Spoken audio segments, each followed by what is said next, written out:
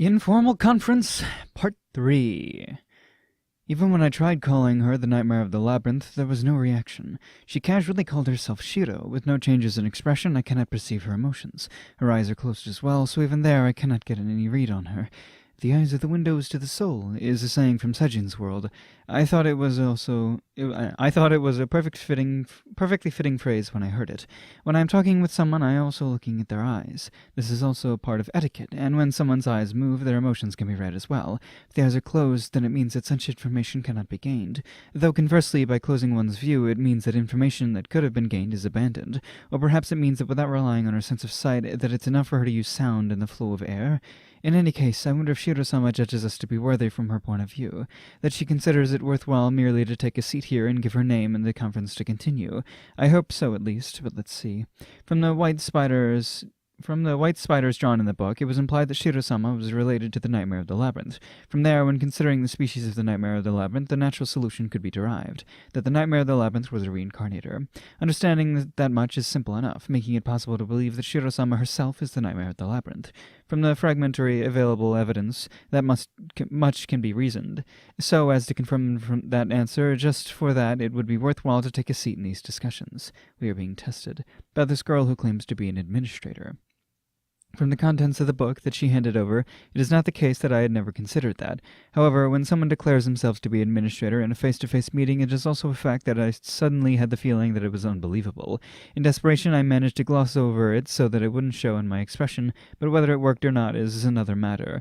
It's probably better to think that it did not. If it really is the case that she ascended all the way to the top of the position of administrator, then whether her eyes are closed or not, it is certain that she can perfectly understand the events of the world. Even if that's not the case, she has evolved from a spider monster, then it would not be at all strange for her to see the world in a different way to humans. It might be better to think that the reason why she has her eyes closed is not because she can't see, but because she doesn't need to see. It has been quite some time since I last began a conference in such unfavorable circumstances, where the other party has already seized the initiative.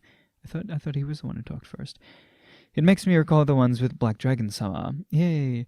I'm uncertain whether she really is an administrator or not. Was there nothing false in the contents of the book she handed over? Determining that matter is perhaps the single most important reason for this conference. At the same time, providing that is the whole truth, I had to impress upon the others that there was a value in meeting with her just for that. If this goes badly, the conference could decide the fate of the whole of humanity. On the assumption that it is the truth, we absolutely must not offend her. However, before this venture even began, it is possible a blunder has been made. Who would have thought that both of her companions were reincarnators? In addition, that they have a non-trivial negative attitude towards the humans. Sophia Keren, the only daughter of the former Earl Keren, who was a feudal lord in the country of Sereria. I don't think you can hear it, but my cat's meowing. Serera, where the goddess religion is established as a state religion. The war engineered to chip away at the power of the goddess religion destroyed the Karen territory. Earl Karen and his wife both perished. The daughter was unaccounted for, but since even the intelligence network of the Divine Word religion could not ascertain her fate, it was feared that she had either died long ago or that had been kidnapped by the elves. But then, considering that even Black Dragon-sama raised this subject, I had thought it unlikely that she was with the elves. To think that she slipped by our information network and took shelter in the demon territory. Perhaps shortly after the war, she went to the demon territory by teleportation. Perhaps I should consider it Black Dragon-sama's guidance. Based on her manner of speaking, she is aware that Divine Word religion initiated the war. I have no choice but to conclude that she was a highly negative opinion towards us. Wrath. It is the first time I heard his name, but I remember the rampaging ogre who caused the great damage to the Empire. All the more because I had suspicions that he might be a reincarnator. The sequence of events that led him to becoming hostile to the humans is unknown, but it was impossible to discuss that matter since he had given himself up to anger. It is conjectured that he activated the anger series of skills. He's close. When the anger skills are activated, the status values increase drastically, but it has demerit that one's own reason is blown away. In repeated battles with humans, he would activate that skill, so surely he is lost in the ability to regain his reason. Then the Empire gave up on subjugating him, drove him towards the demon territory, and successfully forced him onto the demons. At least that should have been the case, but it seems he was able to regain his reason somehow, and is now participating as a member of the demons in the end. Unlike Sophia Jo, right, yeah. It is unclear to what degree he has a negative opinion towards the humans, with that unknown aspect being troubling. With a searching gaze, I understand that he is testing us, though. I want to discuss with Sejin what sort of person he was in the past, but I obviously cannot ask in this place. Wait, he declared with conviction that if we ask Sajin, then we can learn his previous name. In other words, it means that Sajin knows who he actually is. Where did he and Sajin contact each other? But Sajin has always been besides me. Where did he and Sajin... What? Yeah. Wherever he was deployed to, we never allowed him to be alone. That being the case, what does this mean?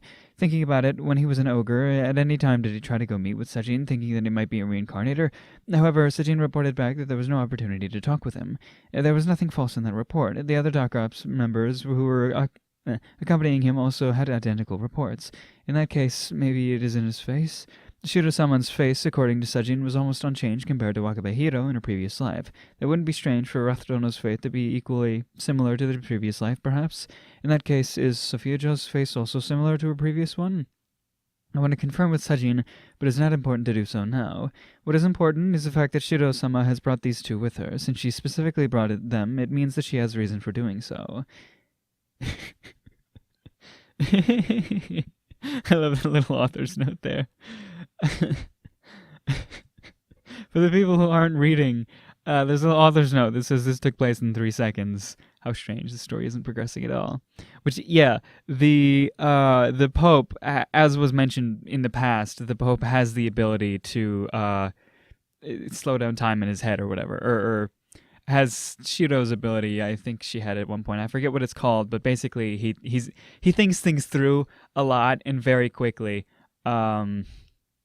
So in the span of 3 seconds, he considered all of those things. And of course, yeah, Black Dragon is the get that is. Cool.